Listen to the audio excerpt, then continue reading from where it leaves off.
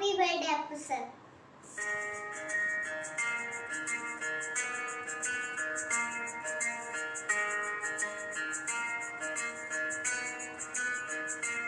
ಗೊಂಬೆ ಹೇಳುತ್ತೈತೆ ಮತ್ತೆ ಹೇಳುತ್ತೈತೆ ನೀನೇ ರಾಜಕುಮಾರ.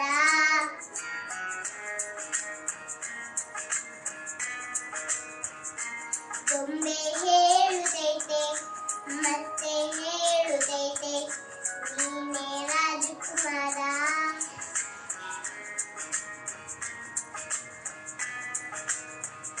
ಹೊಸ ಬೆಳಕಂದು ಹೊಸಲಿಗೆ ಬಂದು ಬೆಳಗಿದೆ ಮನೆಯ